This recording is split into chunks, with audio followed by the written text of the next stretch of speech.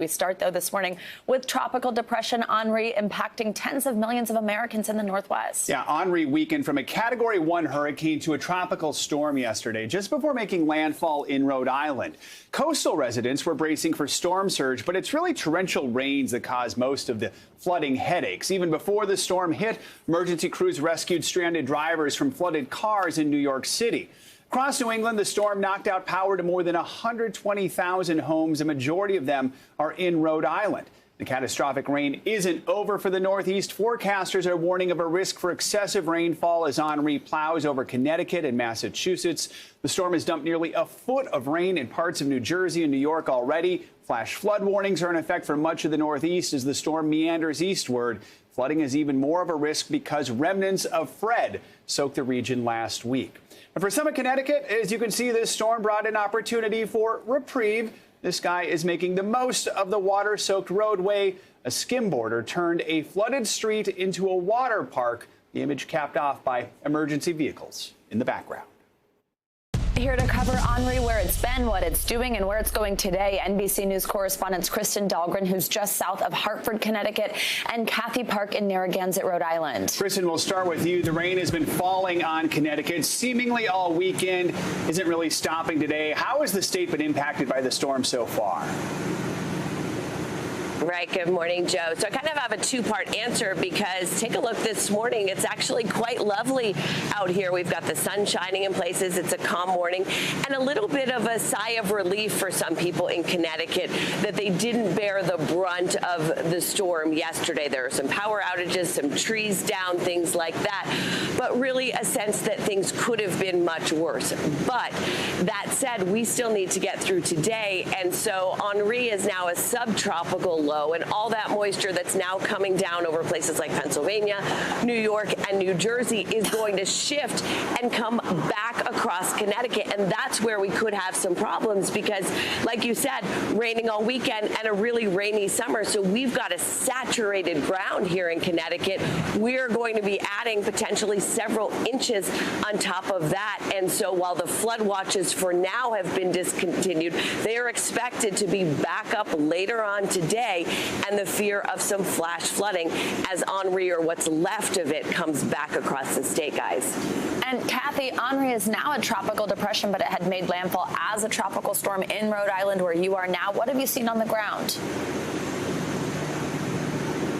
Hey, Savannah, good morning to you. Yeah, it is a muggy and foggy start to the day. And as you mentioned, Henri weakened as it made landfall, but it did pack quite a punch. You can probably see behind me this massive tree that toppled at the height of the storm. And you can probably also hear the generators humming in the background. So tens of thousands of customers here in Rhode Island are waking up in the dark this morning. And we're told that it could be several days before the power is restored. But obviously, crews are working just around the clock to get people back online.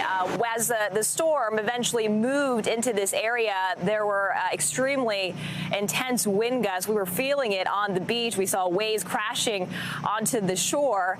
But the wind was really the big headline. And obviously, the ground was so saturated from past storms. So that's why these trees really stood no chance. And they toppled not only onto power lines, but onto homes as well. But fortunately, we're not hearing any reports of injuries at this time. Savannah? That is great news. And Kristen, how are state leaders gearing up for potentially more rain, potential flooding happening today?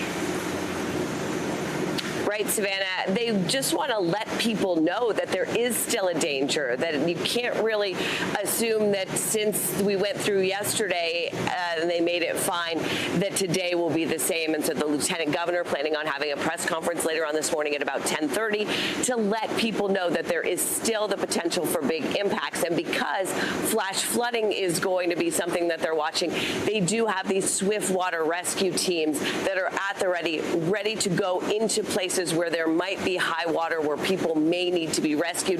Yesterday, there were a few rescues in one town. They had about 18 calls because the water was coming in and people needed to get out of their homes into safety. Today, again, we could see a lot of the same things. Kathy, one of the biggest impacts of this storm is power outages, most of them in Rhode Island. How soon could most residents get their power back?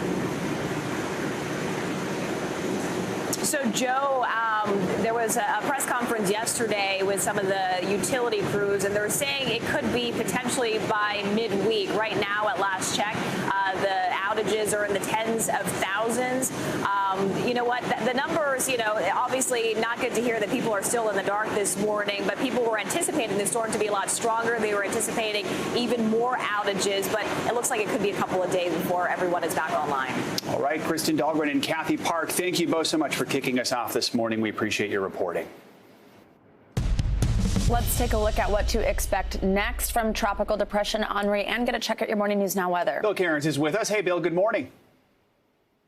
Yeah, good morning. So it's been a long weekend between the devastation in Tennessee and tracking Henri. Henri lost a lot of its punch right before landfall, and that's why we did not have the devastating storm surge or as many power outages that were expected. And we, at the peak of the storm, had 125,000 people without power. We were thinking possibly 500,000 to maybe 1 million or 2 million if it had maintained hurricane strength. So that was good. So the storm surge wasn't that bad. The power outages haven't been as bad as advertised, but the rainfall has been pretty epic. New York City has had almost 8 inches of rain now, and you can see how the storm kind of looped up. It's almost like circling Long Island, but now it's stalling out over the Catskills, and that rain band that just went through New York City will eventually now swing all the way through New England. So we still have a chance for some flash flooding. The ground is just, there's nowhere else for the rain to go. The ground is saturated, so any rain that falls quickly runs off into small rivers and streams, and that could cause flash flooding during the day today. Additional rainfall, the heaviest rain is exiting New York City, so we're just about done with that. But Connecticut, Long Island, Massachusetts,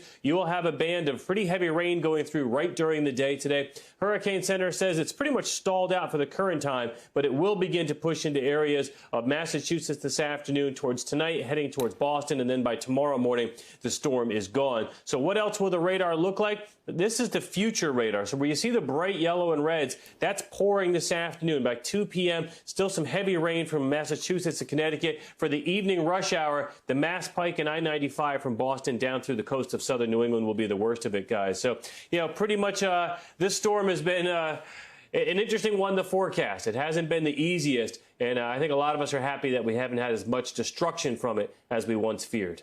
All right. Yeah, we are grateful for that. Bill, thank you so much. Thanks, Bill.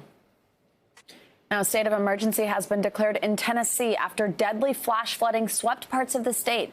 At least 21 people are dead and 20 are missing after historic rainfall inundated Middle Tennessee. All but one of those deaths happened in the city of Waverly, just 75 miles west of Nashville.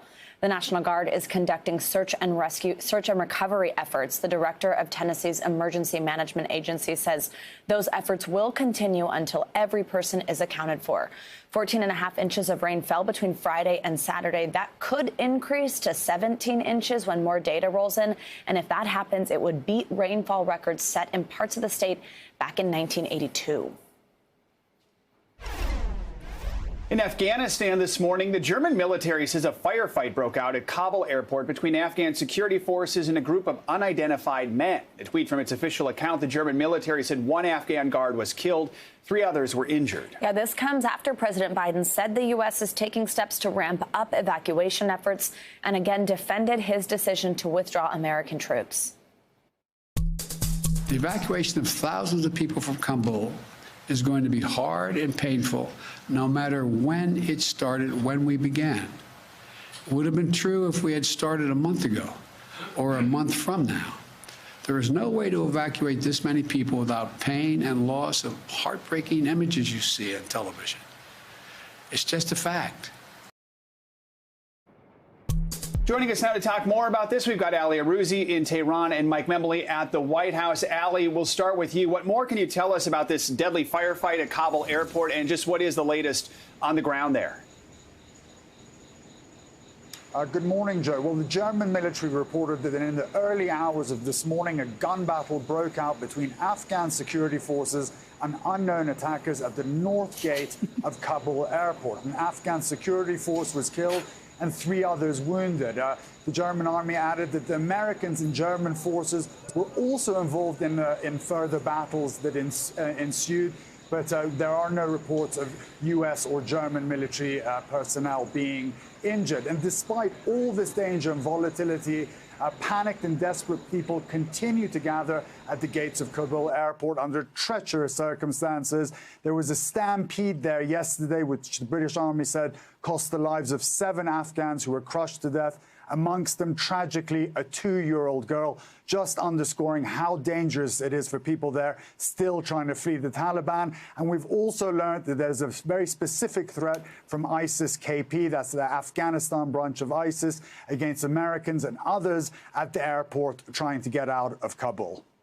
And Mike, let's bring you in here. Last night, the president again defended his actions in Afghanistan. We just played a little bit of that there. Tell us more about what he said. And the big question, could the U.S. extend that August 31st withdrawal deadline? Well, Savannah, remember, this is a president who's supposed to be on something of a vacation these last 2 weeks. Not only did he not head home to Delaware for the past week, he was delivering rare Sunday remarks from the White House, giving that update on the pace of evacuations from Afghanistan, also addressing the flash flooding and the tropical storm that you were just talking about. But as you mentioned, the big question, as there are still tens of thousands of Americans and even more Afghans looking to exit the country, will the U.S. extend that August 31st deadline? The president indicating that negotiations are still underway. Take a listen. There's discussions going on among us and the military about extending. Our hope is we will not have to extend, but there are going to be discussions, I suspect, on how far along we are in the process. Now, Savannah, I mentioned the pace of evacuations. It's picked up dramatically overnight. We just got, in the last few minutes, some updated numbers from the White House. Let me read them to you. 28 military flights left Kabul in the last 24 hours, evacuating more than 10,400 passengers. That's a significant pickup of the pace we'd seen. The president also indicating in those remarks yesterday that there have been some operations beyond trying to just get people to the airport from that main road in Kabul, but he did not want to specify the nature of those efforts underway, obviously to protect the operational security involved. So, Ali, if the U.S. does want to go past that August 31st deadline, do we know, is the Taliban likely to accept an extension of that deadline? Joe, it would seem unlikely. They're already blaming the U.S. for deliberately engineering a disaster at the airport to deflect from what they call a U.S. defeat in Afghanistan. The Taliban are also very keen for the U.S. to fully exit the country so they can run things the way they want without the risk of any sort of reprisal from the U.S. due to some sort of unforeseen circumstances. Look, the Taliban are stretched thin. Many of their fighters are very violent, and they may get into some sort of spontaneous clash with U.S. troops or hurt or kill U.S. civilians, which would mean the U.S. would then have to get into a fight with them, and that's not what the Taliban want right now. They're also the heightened threat of IS-KP, who are not taking orders from the Taliban. If they were to strike, that would complicate matters on the ground. Reuters this morning was reporting that a senior Taliban official had ruled out any possible extension. So even if the U.S. wanted to stay beyond August 31st, the forces opposed to them on the ground would probably make life even more difficult than it is now. And now, Mike, NBC News released a new set of polls over the weekend. It shows the president's approval rating dropping. It's now below 50%, and that seems to be, at least in part, a reaction to what we're seeing in Afghanistan. What kind of message are Americans sending the president? Well, this is certainly not the only foreign policy crisis that President Biden has faced since his inauguration in January, but it certainly is the most significant, and it is taking a real impact on his approval rating. Under 50% now for the first time, as you mentioned. Only 25% of respondents in this survey saying they approve of his handling of that evacuation effort underway now. Significantly, though, the president said yesterday, really brushed off these poll numbers, saying it's my judgment to make the hard calls here that others haven't made. He's confident that history will judge him on the right side. And another interesting number from that poll, 61% of Americans surveyed say that this 20-year effort in Afghanistan was not worth it. The president ultimately believes that that will validate his decision here. The idea that, as he said yesterday, once again, he was not willing to send Americans' sons or daughters back over there without our national interests clearly at stake. All right, Mike and Ali, thank you both for your reporting this morning. Appreciate it. For many refugees fleeing Afghanistan, the U.S. military base in Ramstein, Germany, is the first stop. The base is providing temporary lodging for evacuees as they prepare to relocate to the U.S. A spokesperson for the facility told NBC News on Sunday that 6,100 people have been flown in, with more expected in the coming days. NBC News foreign correspondent Matt Bradley is there for us now, and he joins us on the phone. Hi, Matt. Good morning. I hope you can hear me. So, Matt, obviously, it's a difficult and traumatizing experience for refugees to be fleeing Afghanistan. We're seeing these scenes at the airport that are traumatizing enough. What are the conditions like over there once they get there? What do they have to go through when they arrive? Yeah, Savannah, I can hear you. And actually, the conditions that I saw were not totally bad. The fact is that a lot of these evacuees, they saw this as an improvement because, remember, they had gone through a gauntlet in order to get just here, not even to the United States. They had to go first through Taliban checkpoints in order to get to the airport. They had to, once they were in the airport, some of them told me that they spent as long as 3 days waiting to get out of Kabul. And that was 3 days spent with families, small children, sleeping on concrete tarmacs. And that was basically sleeping amongst trash. And we've seen a lot of images of that. Some of this posted on social media. Now they were then sent to Doha, to a sprawling base, Al Udeid, outside of Doha in Qatar. And then a lot of them that I spoke with here at the Ramstein Air Base said that they had arrived yesterday in a huge airlift, and their conditions have improved. But many of them are anxious, and a lot of them are very, very angry. They're waiting for some kind of word because essentially they've got no information about when they might be processed. Now, the U.S. authorities are saying that this information will be forthcoming, but so far, out of Ramstein Air Base, there's only been one flight that has actually taken off and gone to the United States. So that's a big problem. It's a massive backlog. The military said that they're hoping to keep people at Ramstein for only 42 to 72 hours. But beyond that, they're really going to cap it at 10 days. But they are building more and more tents, more and more facilities. It's clear that the U.S. military is expecting a huge population here at Ramstein. So, Matt, you say the hope is 42 to 72 hours, a cap of 10 days, but kind of walk us through then what happens next. I mean, of course, there's a lot of unknowns here in terms of how long they'll actually be there at Ramstein, but where do they go? When do they go? What's the process like once they're here? Yeah, that's the problem. Nobody really knows. I mean, I think when we weren't even told where in the United States they would be lifted to, it seems as though a lot have gone to Texas or Dulles Airport in Virginia outside Washington, D.C., but the officials that we spoke with, the U.S. officials, were unable to say with any clarity where a lot of these evacuees were going to be going. The backlog is in the processing, in the diplomacy, in basically certifying that these people are either U.S. citizens or that they're something called legal permanent residents. That's basically just green card holders. And a lot of the people that we spoke with in the camp at Ramstein, they were able to show their U.S. passports. These are Americans. They are of Afghan nationality, but they are American. And that's one of the reasons why they feel so betrayed and so angry, because they are U.S. citizens. Even those who are not fully U.S. citizens, a lot of them told me that they had spent some time in the U.S. One young man said that he was a legal permanent resident. He had lived in California for 10 years working as an engineer. So for these people, this delay, this constant need to just sort of stay outside the system, and really the lack of information, that's the real problem. It's causing them to feel extremely embittered toward their future home, the United States.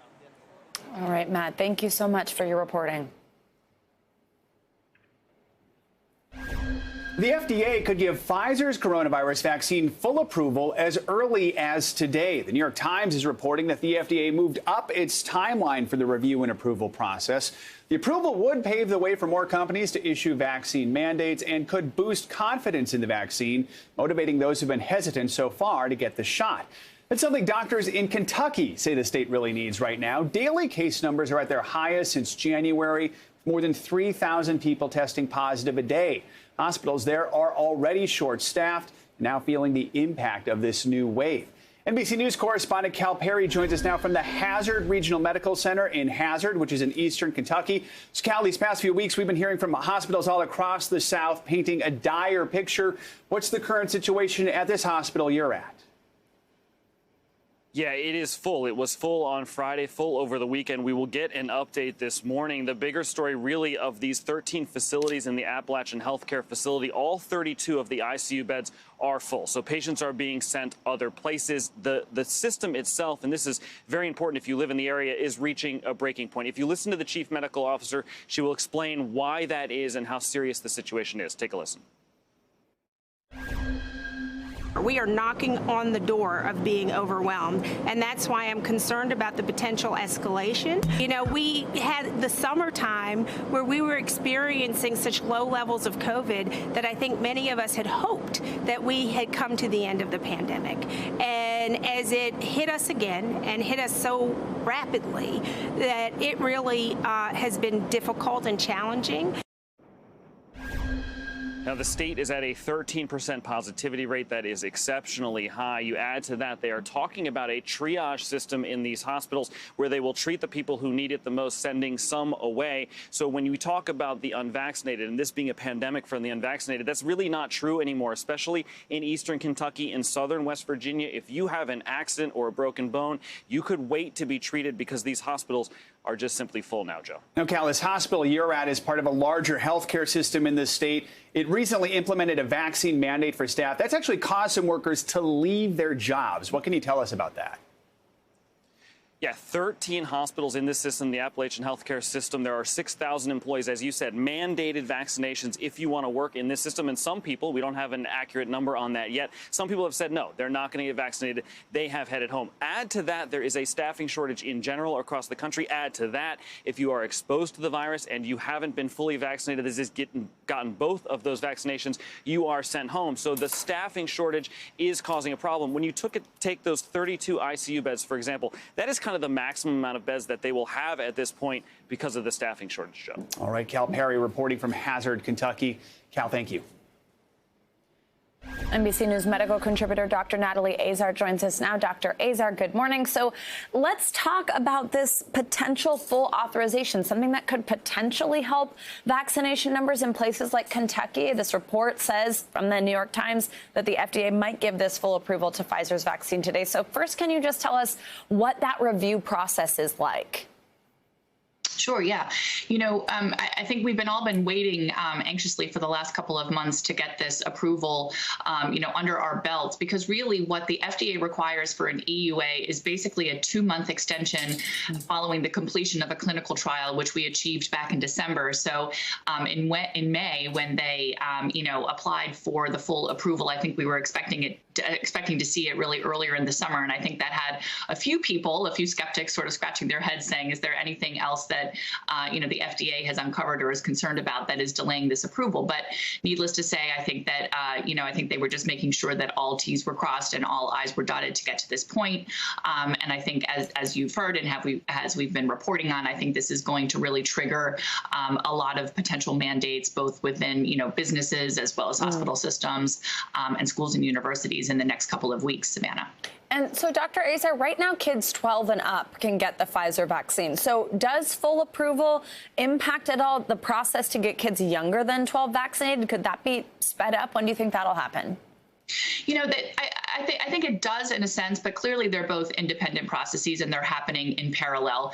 When you listen into the ACIP, the advisory committee of the CDC, and their deliberations when it comes to vaccine approval for children, it really is a very different process than it is with adults. Number one, there's all what are called de-escalation trials. So they do multiple different dosing strategies to see which one achieves the optimal immune response in children, and safety, of course, as it is with adults, but with children is even more important and even more of a concern, and even more philosophical discussions about mandating vaccines for children. It's very different than for adults, Savannah. So, I do think this is a little bit of this is certainly encouraging, and I think it green lights the whole process, but it's not going to expedite any of the science and the rigorous, study of the trials in children. I think that's going to happen. It is happening as we speak, and I think we're going to be getting that data early in the fall, and hopefully that will lead to an expansion of the authorization for children under 12.